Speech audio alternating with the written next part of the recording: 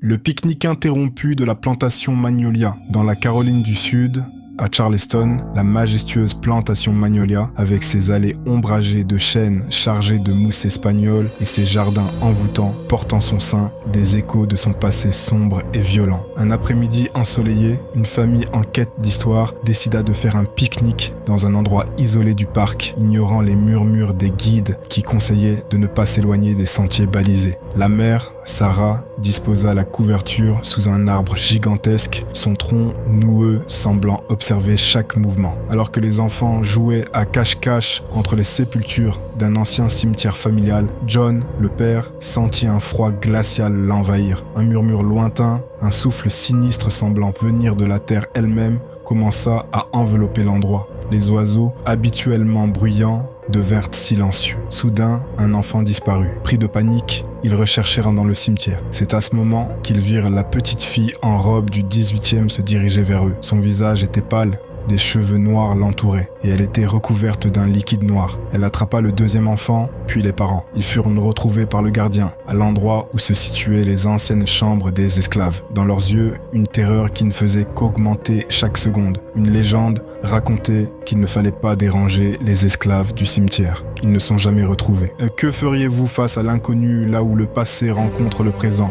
Partagez vos peurs les plus profondes dans les commentaires. Préparez-vous à plonger dans les profondeurs de l'horreur, car la prochaine histoire nous mènera dans les tunnels abandonnés d'une ville autrefois prospère. Les cris souterrains de l'ancienne métropole. Sous les rues pavées et les gratte-ciels scintillants de New York, un réseau de tunnels abandonnés s'étend comme les veines d'une bête endormie. Autrefois utilisés pour le transport et l'industrie, ils sont maintenant un labyrinthe de ténèbres et de silence, où seules les âmes égarées osent s'aventurer. Une équipe de tournage, en quête de sensations fortes pour un documentaire, décida d'explorer ces tunnels, ignorant les mises en garde des anciens employés du métro. Équipés de lampes frontales et de caméras, ils pénétrèrent dans l'obscurité, les murs suintant l'humidité et l'abandon. Rapidement, ils entendirent des bruits étranges, des chuchotements indistincts, des pas qui se rapprochaient, des gémissements lointains. Un des cadreurs disparut alors qu'ils tentaient de trouver leur chemin. Puis des cris résonnèrent dans les couloirs,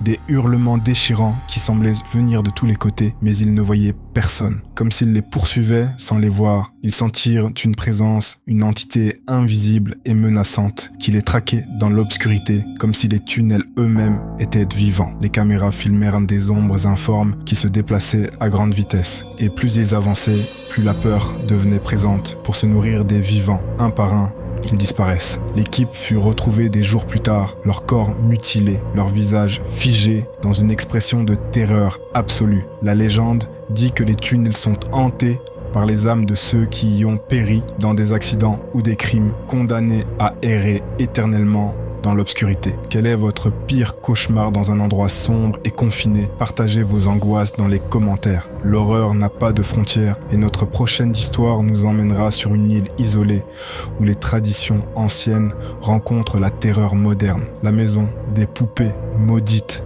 de l'île de Poveglia. Au large de Venise, en Italie, l'île de Poveglia se dresse, désolée et interdite, un lieu où la beauté de la lagune cache un passé macabre. Autrefois lazaret où des milliers de pestiférés ont été envoyés mourir, puis hôpital psychiatrique où des patients ont subi des traitements cruels, Poveglia porte les cicatrices de la souffrance humaine. Un groupe de jeunes aventuriers, attirés par la réputation sinistre de l'île, décida de l'explorer clandestinement, bravant les interdictions et les avertissements des habitants. Ils accostèrent sur la plage, désolés, et pénétrèrent dans les bâtiments abandonnés où les murs étaient couverts de graffitis et les sols jonchés de débris. Dans une pièce sombre, ils découvrirent une collection de poupées anciennes, au visage figé dans des expressions étranges dont les yeux semblaient les suivre du regard. Ils commençaient à se déplacer, des enfants couraient, jouaient dans les couloirs. Ils virent un homme se suicider. Des expériences médicales se déroulaient. Des patients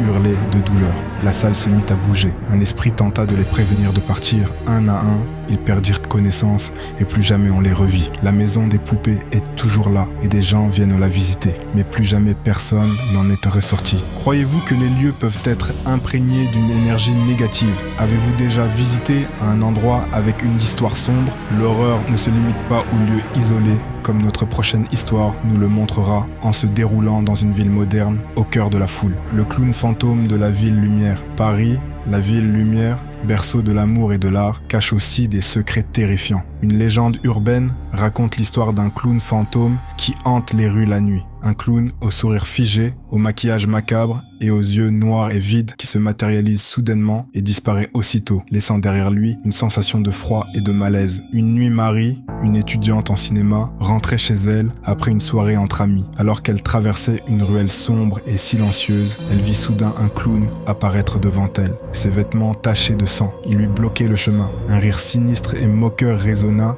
et le clown se précipita. Marie s'enfuit en courant, poursuivie par le clown qui se déplaçait à une vitesse surnaturelle. Il sortait des murs, il se multipliait. À bout de force, elle sentit une main gelée l'attraper.